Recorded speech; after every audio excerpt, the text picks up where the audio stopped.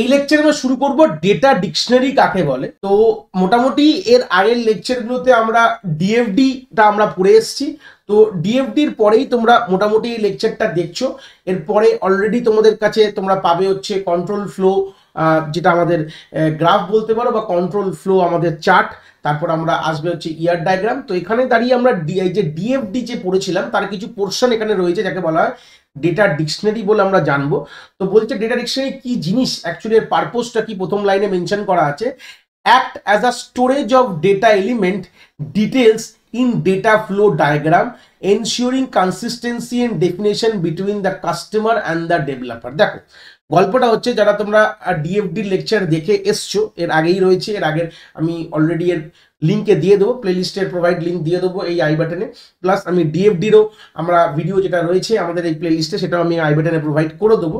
তো সেখান থেকে কিন্তু আমরা অলরেডি এটা বেসিক দেখেছিলাম যে ডেটা কিভাবে ফ্লো করছে, বা ডেটার যে ব্যাপারে যে এখানে কোথাও ধরে রাখতে হবে যে যে ডেটাগুলো ফ্লো করছে সেই ডেটাগুলো তার ডেফিনেশনস গুলো, যেরকম সিম্পল কথায় যদি আমি বলি যে আমরা কোনো ভেরিয়েবল যখন ডিফাইন করি তার ডেটা টাইপস দিই, তো সেরকম যে ডেটা ফ্লোতে যে ডেটাগুলো আমাদের পার্টিসিপেট করেছে তারা কোন টাইপের, তার রেঞ্জ কি হবে, ওয়ান কাইন্ড অফ বলতে পারো মেটা ডেটা। এখান থেকে ডেটা ডিকশনারি কথাটার মানে হচ্ছে যেখানে ডেটার ব্যাপারে তথ্যগুলো রাখা রয়েছে, মানে যে ডেটাগুলো ফ্লো হচ্ছে ডিএফডির মধ্যে যে ডেটাগুলো বা ভেরিয়েবল বলতে পারো যারা পার্টিসিপেট করছে তারা কি টাইপের হবে, তার কি রেঞ্জ হবে, তার কি সম্পর্ক হবে, মানে ওয়ান কাইন্ড অফ বলতে পারো তোমার ডেটা মেটা মানে ডেটা অ্যাবাউট দ্য ডেটা, যেখানে স্টোর করা হয় ডেটার যে তথ্যগুলো, যে ডেটাগুলো পার্টিসিপেট করে তার ব্যাপারে ইনফরমেশন যেখানে স্টোর করা হয় তাকে বলা হচ্ছে ডেটা ডিকশনারি। এর আরেকটা নাম হচ্ছে মেটা ডেটাও বলে কিন্তু আমরা এদেরকে জানি। কন্টেন্ট কি থাকে, usually the data elements name, alias name and purpose to enhance the clarity and understanding। মানে অবভিয়াসলি যে ডেটাটা আমরা নিয়ে কাজ করবো তার ভেরিয়েবলের নাম, তাকে যদি কোনো অ্যালিয়াসিং নাম দেওয়া হয়েছে, তার কি পারপোজ, এগুলো সবগুলোই কিন্তু আমাদের কন্টেন্ট সেকশনে রয়েছে। রিলেশনশিপ অ্যান্ড রেঞ্জ মানে বুঝতে পারছো যে অনেক সময় অনেক ডেটাটা রেঞ্জ থাকে, যেরকম এজ 18 বছরের বেশি হতে হবে, মার্কস 0 to 100 হতে হবে, এরকম ধরনের।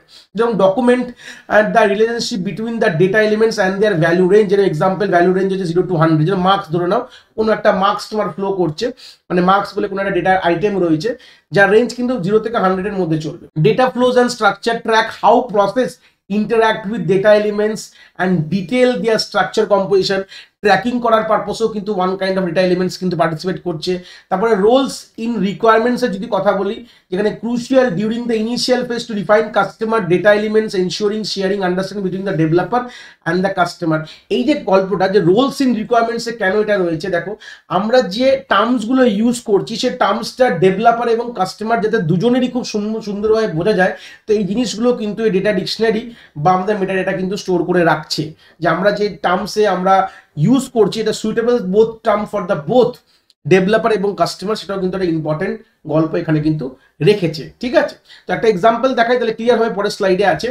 তো এই যে ডিরেকশনে দেখতে পাচ্ছ তোমরা one kind of online gaming সার্ভিসের, যেখানে মেম্বার আইডি স্ট্রিং এ থাকবে, তার ডেটা ফরম্যাট এরকম হবে, তার কত বাইট স্টোর করবে, কত সাইজের ডিসপ্লে হবে, কোনো ডিসক্রিপশন আছে কিনা, এক্সাম্পল এরকম ধরনের একটা কিন্তু গল্প এখানে কিন্তু তোমাদের রয়েছে। তো ডিওবি, সান নেম, যেগুলো কোন ডেটা টাইপের হবে, তার ফরম্যাট কি হবে, কত বাইট স্টোর করবে, হ্যাঁ রেঞ্জ দেখো, সাবস্ক্রিপশন কস্টে দেখো রেঞ্জ দেওয়া আছে, ভ্যালিডেশন কস্ট এর মধ্যে থাকবে, এক্সাম্পল রয়েছে, ডিসপ্লে সাইজ কি হবে, কি ফরম্যাট হবে, এগুলো সবগুলো একটা জায়গায় স্টোর করা থাকে। এটাই কিন্তু one kind of data dictionary একটা পার্ট, যেখানে available game string, array string হবে, এরকম গল্প এখানে কিন্তু বলা রয়েছে। তাহলে এগুলো ওয়ান কাইন্ড অফ বলতে পারো part of a data dictionary. এটা কিন্তু টেবিল ফরম্যাটে কিন্তু আমাদের স্টোর থাকে, যেখানে আমরা বুঝি যে কোন ডেটাটার কোন টাইপ এবং তাদের কি কি তার ব্যাপারে পুরো ডিটেলস, মানে এই যে দেখতে পাচ্ছ এখানে এই ডেটা আইটেমস মানে হচ্ছে এই হচ্ছে ইম্পর্টেন্ট গল্প। ডেটা আইটেমস এর মধ্যে যা যা জিনিস রয়েছে এগুলো হচ্ছে আমাদের ডেটা ফ্লো ডায়াগ্রামে পার্টিসিপেট করে তার ব্যাপারে নির্দিষ্ট তার ব্যাপারে এইগুলো হচ্ছে আমরা তার